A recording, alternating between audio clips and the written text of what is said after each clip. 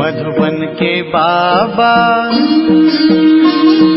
मधुबन के बाबा मुरली वाले, आपका क्या कहना, आपका क्या कहना। ओम शांति। आज 28 अक्टूबर 2021 के साकार मधुर महावाक्य हैं। आज मीठे मीठे बाप दादा बोले, मीठे बच्चे, देरी से आते हुए तेज पुरुषार्थ करो तो बहुत आगे जा सकते हो। दूसरों की चिंता छोड़ अपने पुरुषार्थ में लग जाओ। और बाबा ने आज हमसे प्रश्न पूछा है कि कौन सा कर्तव्य एक बाप का है जो कोई मनुष्य का नहीं हो सकता। और उत्तर में बाबा बता रहे हैं, मनुष्य को देवता बनाना, उसे शांति धाम सुख धाम का मालिक बना देना, यह कर्तव्य एक बाप का ही है जो कोई मनुष्य नहीं कर सकता। बाबा कहते, तुम्हें निश्चय है कि संगम पर ही हम भगवानुवाच सुनते हैं और अभी स्वयं भगवान कल्प पहले मुआफिक राजयोग सिखला रहे हैं। ओम शांति। रूहानी बेहद का बाप बेहद के रूहानी बच्चों प्रति समझाते हैं। क्या समझाते हैं? कि यह एक एक अक्षर व ज्ञान रत्न लाखों रुपए का है। बाप ने समझाया है कि परमात्मा को रूप बसंत भी कहते हैं। उनका रूप भी है, नाम शिव बाबा है। वह ज्ञान का सागर है, जिस ज्ञान से सदगति होती है। बाबा कहते, ज्ञान धन भी है, ज्ञान पढ़ाई भी है। यह ज्ञान देते हैं स्पिरिचुअल फादर। आत्मा को कहा जाता है स्पिरिचुअल रूह। भक्ति मार्ग में आत्माएं कितना भटकती हैं बाप से मिलने के लिए, उनको ढूंढती हैं, समझते भी हैं कि भगवान एक शिव है, फिर भी धक्के खाते रहते हैं। बाप आकर समझाते हैं कि रूहानी बच्चों, तुम तो अविनाशी हो, परम धाम के रहने वाले हो। जहां से फिर आते हो यहाँ पाठ बजाने। बाबा कहते, तुम दूर देश के रहने वाले हो। यह ड्रामा है, इसका नाम है हार जीत का खेल, सुख दुख का खेल। बाप समझाते हैं कि हम और तुम सब शांति धाम के रहने वाले हैं। उसको निर्वाण धाम भी कहते हैं। पहले तो ये निश्चय करना है कि हम वहां के रहने वाले हैं। बाबा कहते हैं, हम आत्मा का स्वधर्म है शांत। आत्मा बिंदी में सारा अविनाशी पाठ भरा हुआ है। बाप पढ़ाते भी तुमको हैं। तुम दुनिया वाले मनुष्यों की चिंता करते हो। बाबा कहते, तुमको निश्चय है ना कि भगवानुवाच होता ही संगम पर है, फिर कब होता नहीं। कोई भी मनुष्य को देवता नहीं बना सकता, शांति धाम सुख धाम का मालिक नहीं बना सकता। कल्प पहले भी बाप ने बनाया था। अब जो प्रेसिडेंट बना है 5000 वर्ष के बाद वही बनेगा। बाबा कहते, सारी दुनिया की जो सीनरियां है ना 5000 वर्ष के बाद रिपीट होंगी। बाबा ने कहा कि बुढ़िया इतना सब धारण ही नहीं कर सकती, तो उनको कहा जाता है, क्या कहते हैं, कि सिर्फ 3 बातें याद करो। कौन सी 3 बातें? पहला कि हम आत्मा शांति धाम के रहने वाले हैं, फिर सुख धाम में आते हैं, और फिर आधा कल्प के बाद जब रावण राज्य शुरू होता है तो विकारी बन जाते हैं। इसको कहा जाता है दुख धाम। जब दुख धाम पूरा होता है तब बाप कहते हैं, क्या कहते हैं, कि मुझे याद करो। बाबा कहते हैं, मुझे आना पड़ता है तुमको शांति धाम सुख धाम में ले जाने के लिए। अब जो आकर बाप के बने हैं वही वर्षा पाएंगे। यह सूर्यवंशी चंद्रवंशी राजधानी स्थापन हो रही है। बाबा कहते, करोड़ों मनुष्य आकर कुछ न कुछ बाप से सुनेंगे, समझेंगे, वृद्धि होती जाएगी। सब तरफ तुमको जाकर समझाना होगा। अखबार द्वारा भी बहुत सुनेंगे। बाबा कहते, पाकिस्तान में भी अखबार द्वारा पढ़ेंगे, वहां बैठे भी यह ज्ञान सुनेंगे। गीता का प्रचार सारी दुनिया में बहुत है। बाप कहते हैं, मामिकम याद करो और वर्षे को याद करो। बाबा कहते, ये लिखत अखबार में पढ़ेंगे, इसलिए भी बहुत ब्राह्मण बनेंगे। जिन्हों को वर्षा लेना होगा तो वह जरूर आकर लेंगे। बाबा कहते हैं कि अभी टाइम थोड़ा पड़ा है, वृद्धि होती रहेगी। देरी से आएंगे तो फिर तीखा पुरुषार्थ करना पड़ेगा। कल्प पहले जितने स्वर्गवासी बने थे उतने अब भी बनेंगे जरूर, इसमें जरा भी फर्क नहीं पड़ सकता। शांति धाम वाले शांति धाम में जाएंगे, फिर अपने अपने समय पर पाठ बजाने आएंगे। अब बाप कहते हैं बच्चे मुझे याद करो तो तुम घर पहुंच जाएंगे। सन्यासी मुक्ति के लिए माथा मारते हैं, इसलिए सबको कहते हैं मुक्ति ही ठीक है। सुख तो कागविष्टा के समान है। शास्त्रों में लिख दिया गया है कि सतयुग में भी दुख की बातें थी, समझते कुछ भी नहीं। कहते हैं परमात्मा को आना है, पतित पावन परमात्मा आओ, आकर हमको रास्ता बताओ। और दूसरी तरफ कहते हैं कि गंगा पतित पावनी है। गंगा स्नान, यज्ञ, तप, यात्रा करना, यह सब भगवान से मिलने के रास्ते हैं।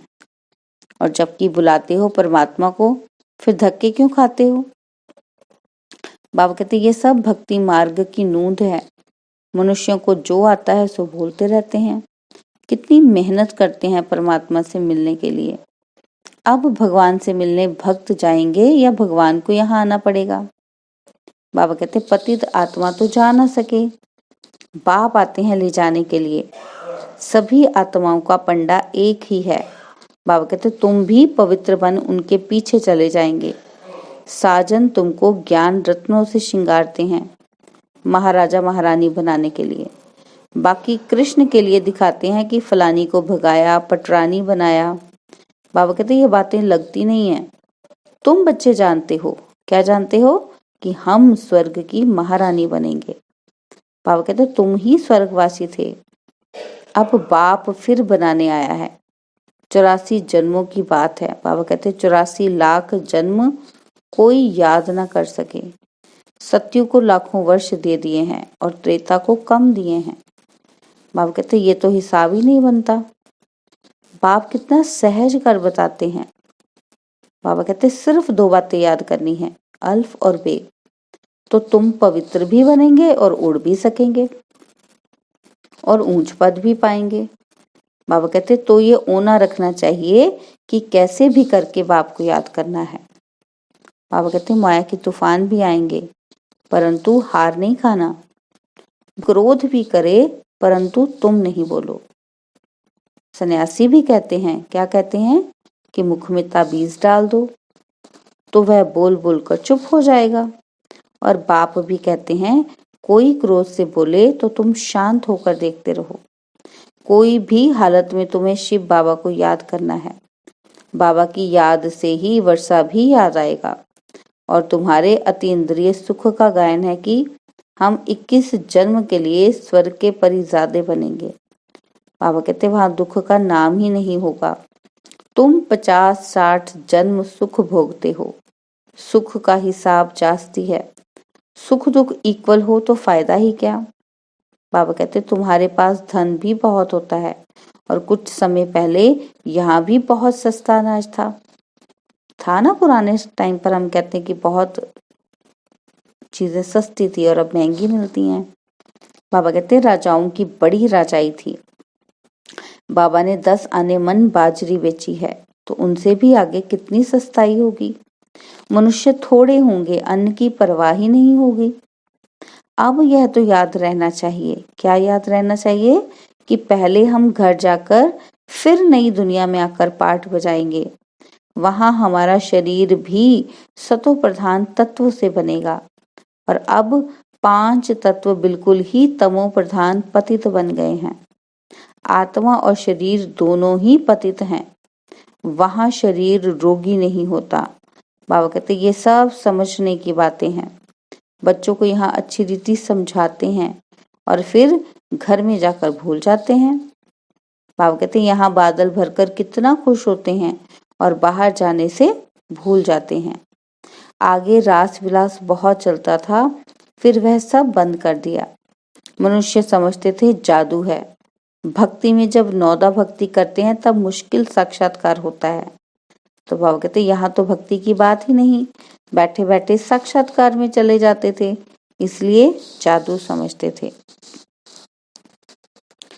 बाबा ने कहा कि आजकल दुनिया में कितने भगवान बन गए हैं। नाम रखते हैं सीताराम, राधे कृष्ण आदि रखते हैं ना सभी ऐसे नाम। तो बाबा कहते कहाँ वह स्वर्ग के मालिक और कहाँ ये नरकवासी। बाबा ने कहा कि इस समय सब नरकवासी हैं। सीढ़ी में साफ दिखाया है। सीढ़ी बच्चों ने अपने विचार सागर मंथन से बनाई है और बाबा देख खुश हुआ।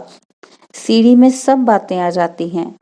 द्वापर से विकारी राजाएं कैसे भक्ति करते करते नीचे आए हैं। बाबा कहते अभी तो कोई ताज ही नहीं है।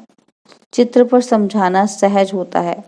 84 जन्मों में कैसे उतरती कला होती है और फिर चढ़ती कला कैसे होती है।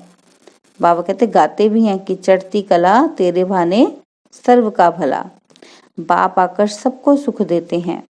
सब पुकारते हैं कि हे बाबा हमारे दुख हरो, सुख दो। परंतु कैसे दुख हरते हैं, सुख कैसे मिलता है, ये किसी को मालूम नहीं।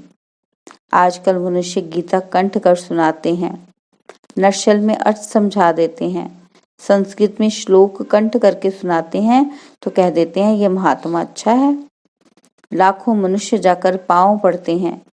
उस पढ़ाई में, यानी कि बाबा कहते जो लौकिक पढ़ाई है उसमें तो 15 वर्ष 20 वर्ष लग जाते हैं। उनमें कोई बुद्धिवान होते हैं तो झट श्लोक आदि कंठ कर सुनाने लगते हैं, तो उनके पास ढेर पैसे इकट्ठे हो जाते हैं। यह सब कमाई के रास्ते हैं।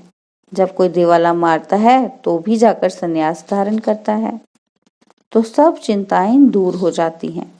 फिर कुछ ना कुछ मंत्र जंत्र आदि याद कर लेते हैं। बाबा कहते चक्कर लगाते रहते हैं, ट्रेन में भी चक्कर लगाते हैं। और यहाँ तो बाप कहते हैं कि अपने को आत्मा समझ बाप को याद करो। बाप और आत्माएं सब निराकारी दुनिया में रहती हैं और वहां से साकारी दुनिया में आते हैं पाठ बजाने। बाबा कहते अब नाटक पूरा होना है। तुम तमो प्रधान होने के कारण वापिस जा नहीं सकते। अब बाबा आया है तुमको सतो प्रधान बनाने। सभी अपने घर जाएंगे। बाकी स्वर्ग में सिर्फ देवी देवताओं का राज्य होगा। शांति धाम, सुख धाम, दुख धाम कब कब था यह भी किसी की बुद्धि में नहीं आएगा, क्योंकि घोर अंधेरे में है। समझते हैं कलयुग का अंत अजुन इतने हजारों वर्षों के बाद होगा। बाबा कहते कोई हिसाब ही नहीं है।